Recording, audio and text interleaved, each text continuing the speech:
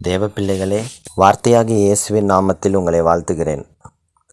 எசேக்கியேல் 33 அதிகாரம் 7 மனுபுத்திரனே, நான் உன்னை இஸ்ரவேல் வம்சத்தாருக்கு காவற்காரனாக வைத்தேன்.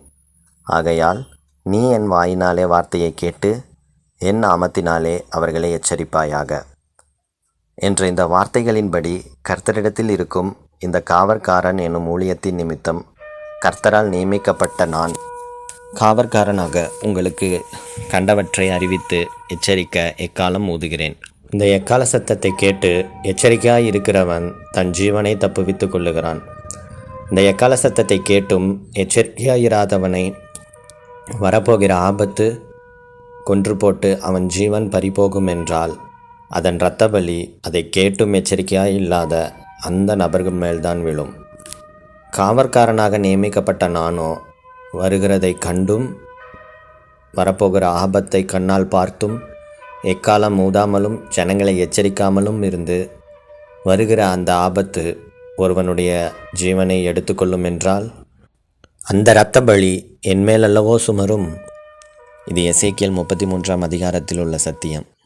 எசேக்கியேல் 33 அதிகாரம் 1 கர்த்தருடைய வார்த்தை எனக்கு உண்டாகி அவர், மனுபுத்திரனே, நீ உன் ஜனத்தின் புத்திரரோடே பேசி அவர்களோடே சொல்ல வேண்டியதாவது, நான் தேசத்தின் மேல் பட்டயத்தை வரப்பண்ணுகையில் தேசத்தின் ஜனம் தங்கள் எல்லைகளில் உள்ள ஒருவனை அழைத்து அவனை தங்களுக்கு காவற்காரனாக வைத்த பின்பு இவன் தேசத்தின் மேல் பட்டயம் வருவதைக் கண்டு எக்காலம் ஊதி ஜனத்தை எச்சரிக்கும் போது எக்காலத்தின் சத்தத்தை கேட்கிறவன் அதை கேட்டும் எச்சரிக்கையாயிராமல் பட்டயம் வந்து அவனை வாரிக்கொள்வது உண்டானால் அவனுடைய இரத்த பலி அவன் தலையின் மேல் சுமரும். அவன் எக்காலத்தின் சத்தத்தை கேட்டும் எச்சரிக்கையாயிருக்கவில்லை, அவனுடைய இரத்த பலி அவன் பேரிலே சுமரும். எச்சரிக்கையாயிருக்கிறவனோ தன் ஜீவனை தப்புவித்து கொள்ளுவான். காவற்காரன் பட்டயம் வருவதைக் கண்டும் அவன் எக்காலம் ஊதாமலும் ஜனங்கள் எச்சரிக்கப்படாமலும் பட்டயம் வந்து அவர்களில் யாதொருவனை வாரிக்கொள்ளுகிறது உண்டானால் அவன் தன் அக்கிரமத்திலே வாரிக்கொள்ளப்பட்டான். ஆனாலும் அவன் இரத்த பலியை காவற்காரன் கையிலே கேட்பேன். எனவே காவற்காரனாகிய நான் எச்சரிப்பின் எக்காலத்தை ஓத வேண்டியது என்னுடைய கடமையாய் இருக்கிறபடியால் அதை ஓதுகிறேன். திருச்சபையாகிய கர்த்தருடைய ஜனமே, கவனித்து கேளுங்கள். இந்த எச்சரிக்கை எதை பற்றினது என்றால் அடுத்து வரப்போகிற ஆபத்தான கொள்ளை நோயை பற்றினது. மிகவும் ஆபத்தான ஒரு கொடிய கொள்ளை நோய் ஒன்று அடுத்ததாக பூச்சக்கரத்தின் மேல் கட்டவிழ்க்கப்பட ஆயத்தமாக்கப்பட்டு கொண்டிருக்கிறது. கர்த்தருடைய அனுக்கிரகமும் அவருடைய அநாதி அன்பும் இவைகளை நமக்கு வெளிப்படுத்தி நம்மை ஆயத்தப்படுத்துகிறது.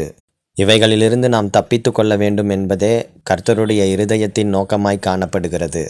அதற்காகவே இவைகளை நமக்கு வெளிப்படுத்தியும் இருக்கிறார். கடைசி காலங்களில் நடக்கும் வருகையின் அடையாளங்களின் தீர்க்க தரிசனங்களை பற்றி மத்தேயு 24 நமக்கு கூறுகிறது. அதில் மத்தேயு 24 அதிகாரம் 7 ஜனத்துக்கு விரோதமாய் ஜனமும் ராஜ்யத்துக்கு விரோதமாய் ராஜ்யமும் எழும்பும். பஞ்சங்களும் கொள்ளை நோய்களும் பூமி அதிர்ச்சிகளும் பல இடங்களில் உண்டாகும். இந்த கடைசி கால தீர்க்க தரிசனங்களின் அடிப்படையில் நாம் கொள்ளை நோய்களை குறித்து எச்சரிக்கப்பட்டிருக்கிறோம். மேலும் கடந்த நாட்களில் பரவிய கொரோனா என்ற COVID-19 வைரஸ் தொற்றையும் கடந்து வந்திருக்கிறோம். இவைகள் இத்தோடு முடிந்து விட்டனவா என்று கேட்டால் முடிந்துவிடவில்லை. ஏனெனில் இந்த மத்தேயு 24 அதிகாரம் 7 சொல்லப்பட்டுள்ள கொள்ளை நோய்கள் என்ற பதத்தில் அவைகள் பல கொள்ளை நோய்கள் என்ற பன்மை தன்மையை குறித்து பேசுகிறது. எனவே அது கொரோனாவோடு முடிந்து விடுவது அல்ல, இன்னும் பல கொடிய கொள்ளை நோய்கள் இந்த பூமியில் வெளிப்பட போகிறது என்பதை நமக்கு அறிவித்திருக்கிறது. அதன்படி அடுத்து வெளிப்பட போகிற ஒரு கொடிய கொள்ளை நோயை குறித்து கர்த்தர் நமக்கு வெளிப்படுத்தி இருக்கிறார். 14/2/2026 அன்று இரவு நான் தூங்கிக் கொண்டிருக்கும் பொழுது 2 மணி அளவில் நான் விழித்து கொண்டேன். அப்பொழுது ஜெபத்தில் எனக்கு ராதரிசனங்கள் காண்பிக்கப்பட்டது. அப்பொழுது ஆவிக்குரிய மண்டலத்தில் ஒரு வித்தியாசமான உயிரினம் கடந்து செல்வதை நான் கண்டேன்.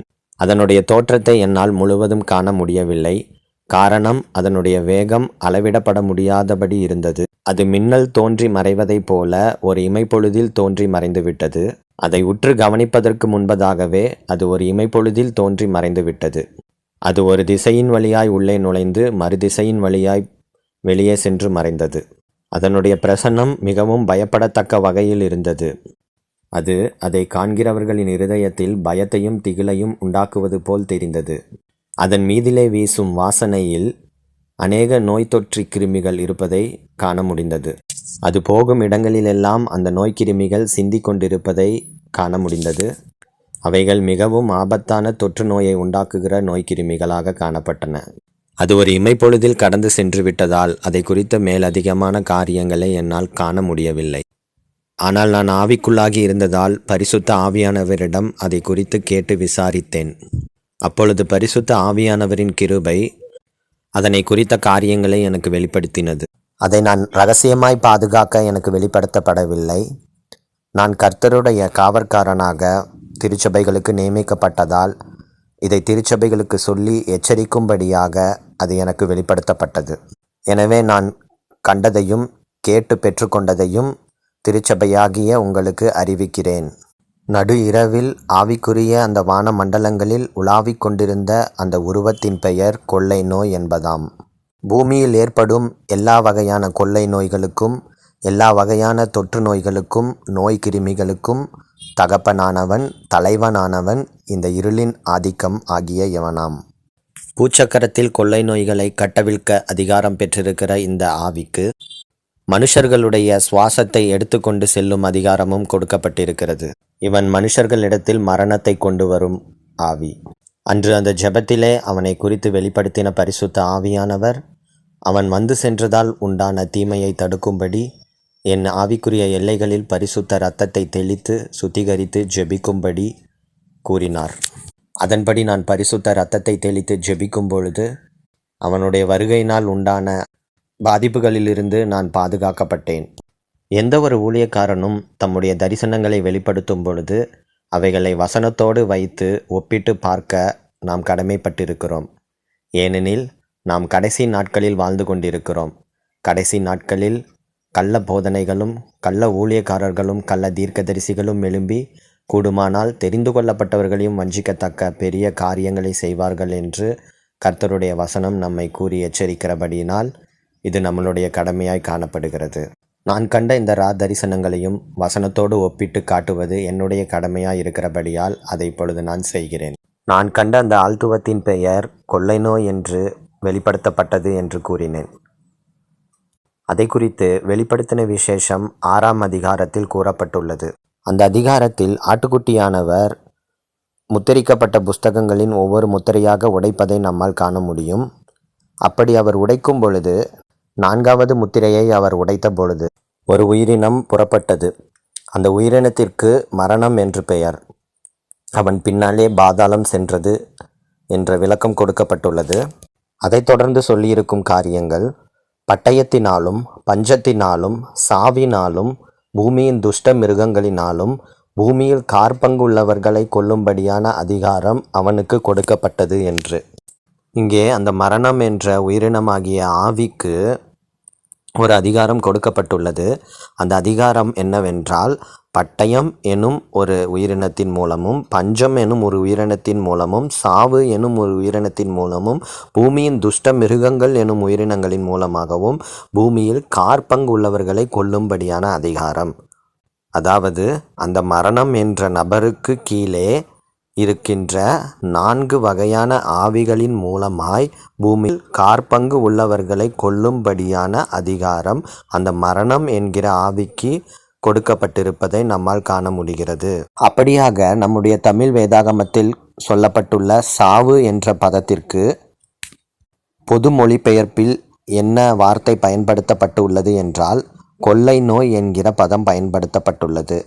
மற்றும் NIV மற்றும் ESV ஆகிய ஆங்கில மொழிபெயர்ப்புகளில் அதை பார்க்கும் பொழுது பிளேக் என்றும் பெஸ்டிலன்ஸ் என்றும் மொழிபெயர்க்கப்பட்டுள்ளது. அதனுடைய தமிழ் மொழிபெயர்ப்பு என்னவென்றால் கொள்ளை நோய் என்பதாம். எனவே மரணத்திற்கு கீழே செயல்படும் 4 வகையான ஆவிகளின் பெயர்கள் என்னவென்றால் பட்டயம் என்கிற ஆவி, பஞ்சம் என்கிற ஆவி, கொள்ளை நோய் என்கிற ஆவி மற்றும் பூமியின் துஷ்ட மிருகங்கள் என்னும் ஆவி. இந்த தீர்க்க தரிசனங்கள் நமக்கு நான் கண்ட அந்த தரிசனத்தில் உள்ள உயிரினத்தை பற்றின விளக்கத்தை கொடுக்கிறது அல்லவா? மேலும் அது இரவின் அந்தகாரத்தில் ஆவிக்குரிய மண்டலங்களில் சுற்றி உலாவிக் கொண்டிருந்தது என்று பார்த்தோம் அல்லவா? குறித்த வேத வசனங்களையும் ஆவியானவர் வெளிப்படுத்தி இருக்கிறார். சங்கீதம் 91ஆம் அதிகாரம் நம் அனைவருக்கும் தெரிந்த சங்கீதம்தான். அந்த சங்கீதத்தின் 5 மற்றும் 6வது வசனத்தை கவனித்து பாருங்கள். இரவில் உண்டாகும் பயங்கரத்திற்கும் பகலில் பறக்கும் அம்புக்கும் இருளில் நடமாடும் கொள்ளை நோய்க்கும் மத்தியானத்தில் பாழாக்கும் சங்காரங்களுக்கும் பயப்படாதிருப்பாய் என்று குறிப்பிடப்பட்டுள்ளது.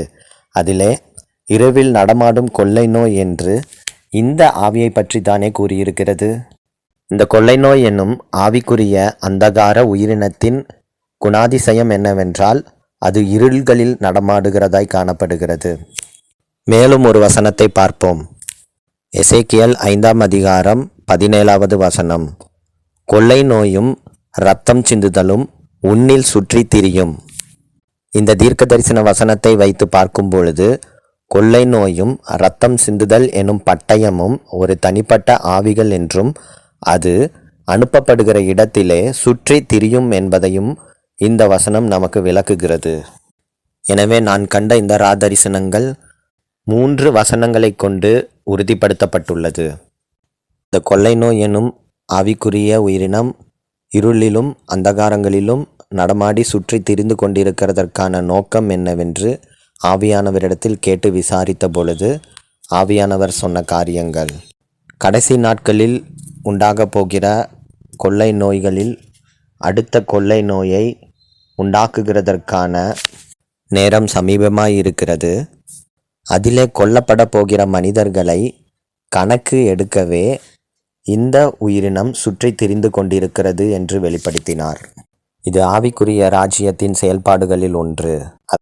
அதாவது ஒவ்வொரு கொள்ளை நோயும் பூமியில் கட்டவிழ்க்கப்படும் பொழுது அந்த கொள்ளை நோய்களில் மரிக்கப் போகிற மனிதர்களுடைய தகவல்களை இந்த ஆவிகள் சேகரித்து பரமண்டலங்களுக்கு சென்று கர்த்தரிடத்தில் அதிகாரத்தை பெற்றுக்கொள்ளுகிறதற்காக இந்த செயல்பாடுகள் நடந்து கொண்டிருக்கிறது.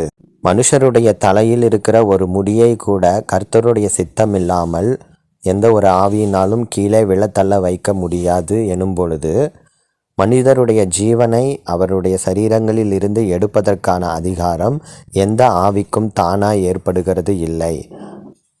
மனிதர்களுடைய மரணத்தை பொறுத்தவரையில் கர்த்தருடைய அனுமதி இல்லாமல் அந்த நிகழ்வு மனிதர்களுக்கு ஏற்படாது. எனவே கொள்ளை நோய் என்ற இந்த ஆவியும் அடுத்து நிகழவிருக்கும் கொள்ளை நோயில் மரிக்க வேண்டிய ஆத்துமாக்களை குறித்த கணக்கை எடுத்துக்கொண்டிருக்கிறதாக காணப்பட்டது. இது வேதத்தில் எங்கு குறிப்பிடப்பட்டிருக்கிறது என்றால் யோபுவின் புஸ்தகம் 1ஆம் அதிகாரத்தில் சாத்தான் பூமி எங்கும் சுற்றி திரிந்து உலாவி விட்டு கர்த்தருடைய சமூகத்துக்கு சென்று யோபுவின் மேல் கவனம் வைப்பதாக கூறி யோபுவை சோதிக்க அதிகாரத்தை பெற்றுக்கொண்டு சென்றவுடனே யோபு 1ஆம் அதிகாரம் 15, 16, 17 மற்றும் 18ஆம் வசனங்களில் அநேக மனுஷர்களுடைய மரணத்தை நம்மால் காண முடிகிறது. பிசாசு பூமியில் சுற்றி உலாவினால் அடுத்ததாக கர்த்தருடைய சந்நிதிக்கு சென்று கர்த்தரிடத்தில் அனுமதி கேட்டு பெற்றுக்கொண்டு பின்பு பூமிக்கு திரும்பி வந்து அநேக மரணங்களை ஏற்படுத்தும் இந்த நிகழ்வு யோபுவில் பதிவு பண்ணப்பட்டிருக்கிறது. அப்படியாக இந்த கொள்ளை நோய் என்பவனும் இருளில் நடமாட ஆரம்பித்தால் பின்பு கர்த்தருடைய சமூகத்துக்கு சென்று கர்த்தரிடத்தில் அனுமதியை பெற்றுக்கொண்டு வந்தால் கொள்ளை நோய் பூமியில் கட்டவிழ்க்கப்பட்டு அநேக ஜீவன்கள் மரிப்பதற்கு அது காரணமாய் அமைகிறது. அந்த அதிகாரத்தையும் அந்த அனுமதியையும் அவன் பரத்திலிருந்து பெற்றுக்கொள்ளுகிறான். ஏனெனில் கர்த்தருடைய நியாய தீர்ப்புகளும் கடைசி நாட்களில் நடக்கும் என்று சொன்ன தீர்க்க தரிசன அடையாளங்களும் இந்த நாட்களில் நடந்தாக வேண்டியுள்ளதால் இந்த நிகழ்வுகள் நிகழ்ந்து கொண்டிருக்கிறது. இந்த கொள்ளை நோய் எனும் ஆவி யாரை குறிவைத்து கொண்டிருக்கிறது என்றால் துன்மார்க்கமாய் வாழ்ந்து கொண்டிருக்கிற ஜனங்களை குறிவைத்து கொண்டிருக்கிறது. பூமியில் துன்மார்க்கம் பெருகும் பொழுதும் மனுஷருடைய கிரியைகள் துன்மார்க்கமாய் இருக்கும் பொழுதும் நீதியை சரி கட்டுவதற்காக பூமியில் கர்த்தருடைய நியாய தீர்ப்பு இந்த வகையான கொள்ளை நோய், பட்டயம், பஞ்சம் மற்றும் துஷ்ட மிருகங்களின் வழியாய் ஏற்படும் என்று எசேக்கியேல் தீர்க்க தரிசனங்களில் நாம் அறிந்து கொள்ள முடியும். அப்படியாக துன்மார்க்கர்களே இந்த பசி கொண்ட மிருகத்தின் இரையாக மாறப்போகிறார்கள். உலகத்தானுடைய கிரியைகள் பொல்லாங்காய் இருப்பது நாம் கண்ட ஒன்றுதான். ஆனால் திருச்சபைக்கு கர்த்தர் சொல்லுகிறது என்னவென்றால் கர்த்தருடைய ஜனமாகிய திருச்சபை பிள்ளைகள், திருச்சபை விசுவாசிகள் பாவத்தில் வாழ்ந்து கொண்டு துன்மார்க்கமாய் நடந்து கொண்டிருக்கிற பட்சத்தில் இந்த கொள்ளை நோய் ஆவியின் பெயர் பட்டியலில் அவர்களுடைய பெயர்களும் இடம்பெறும் என்பதே கர்த்தர் வெளிப்படுத்தி கூறுகிற காரியம். நான் கிறிஸ்துவன் என்று சொல்லிக் கொண்டிருக்கிற சபை விசுவாசிகள் குடிப்பதும் வெறிப்பதும் லஞ்சம் வாங்குவதும் ஊழல் செய்வதும் மாம்சத்தின்படி வாழ்ந்து மாம்ச கிரியைகளை நிறைவேற்றி கொண்டு கர்த்தருடைய நாமத்தை வீணிலே வழங்கும்படியாகவும் கர்த்தருடைய நாமத்துக்கு களங்கத்தை விளைவிக்கும் வகையிலும் நடந்து கொண்டிருப்பார்களானால் அவர்களே அந்த துன்மார்க்கமான வாழ்க்கை வாழுகிற தேவ விசுவாசிகளாய் காணப்படுகிறார்கள். அப்படிப்பட்டவர்களுடைய பெயர்கள் இந்த கொள்ளை நோய் எனும் ஆவியின் பெயர் பட்டியலில் காணப்படுகிறது.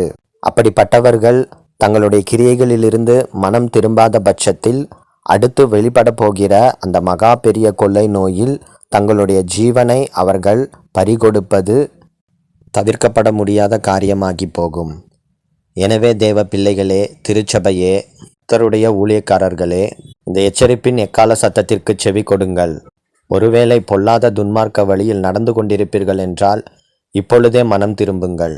பொல்லாத கிரியைகளை விட்டு மனம் திரும்பி நீதியை நடப்பியுங்கள்.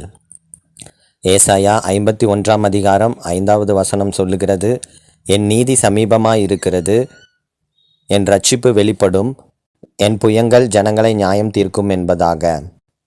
வெளிப்பட போகிற இந்த கர்த்தருடைய நியாய தீர்ப்புக்கு தப்பித்து கொள்ள கர்த்தருடைய நாமத்தினால் நீங்கள் எச்சரிக்கப்படுகிறீர்கள். மாரநாதா,